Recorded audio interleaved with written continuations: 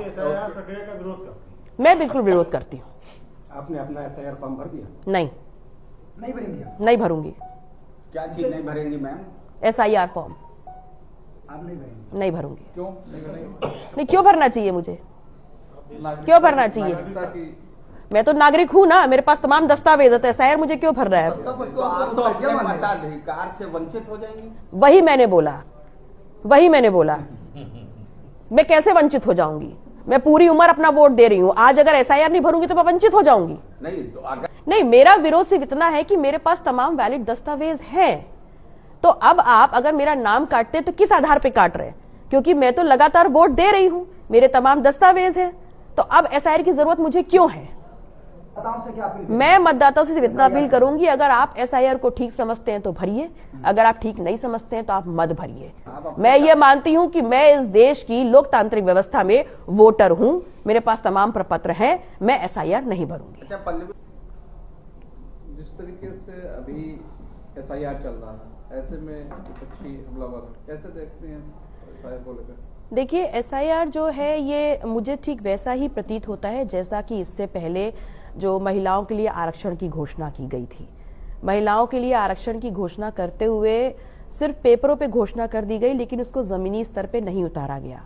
अब एसआईआर जो है वो भी केंद्र सरकार की एक जुमला जैसा हो सकता है, जिसमें उनका उद्देश्य किसी के साथ न्याय करना नहीं है, किसी का नाम ऐड करना नहीं है, बल्कि एक जातिगत आंकड़े निकालने का नहीं है, बल्कि उनका उद्देश्य है कि जो दूर दराज दलित, पिछड़े, मजलूम लोग जो गांव में रहते हैं, उनका नाम उनके लोकतंत्र के द्वारा जो उनको ताकत मिली है वोट देने की, कहीं ना कहीं ये लोकतंत्र पे एक हमला है। देखिए, विपक्ष इसलिए हमलावर है क्योंकि कहीं ना कहीं हमें जो उनकी नीयत है उस पर हमें शक है, और इसलिए क्योंकि जिस जिस प्रदेश में चुनाव की घोषणा हो रही है और जहां जहां से उनको ज्यादा से ज्यादा सीटें हासिल करनी है, वहां वहां एसआईआर को इस प्रकार से गति दी जा रही है। और सबसे इंपॉर्टेंट चीज ये है कि जिस प्रकार का प्रेशर जो बीएलओज हैं और जो लोग इसमें लगे हुए हैं इस पूरी संपूर्ण प्रक्रिया को पूर्ण करने के लिए, जिस प्रकार से प्रेशर उनके ऊपर है, कहीं ना कहीं अमानवीय है। और हमें इस बात को भी ध्यान में रखना चाहिए कि सरकार के द्वारा प्रदत्त कोई भी काम किया जाए, लेकिन उसमें किसी प्रकार से कोई भी व्यक्ति अंडर टेंशन, अंडर प्रेशर काम ना करे। बिल्कुल दबाव है। अगर उनके ऊपर यह दबाव है कि पूरा कार्य जो आपको सौंपा गया पूरा नहीं होता तो आपकी तनख्वाह रोक दी जाएगी, तो एक व्यक्ति जो सरकारी कर्मचारी है वो 30 दिन काम किस लिए करता है? वो इसलिए करता है ताकि उसकी जेब में उसकी तनख्वाह है, वो अपने परिवार का भरण पोषण कर सके। किसी भी काम को करने की आप एक लिमिट लगा सकते हैं, लेकिन उसका वेतन रोकने का मापदंड तो सही नहीं है। देखिए, अगर डिटेंशन सेंटर बना रहे हैं तो कैसा बना रहे हैं ये बताइए, उसमें आधार क्या होगा और उसके बाद प्लान बी क्या है?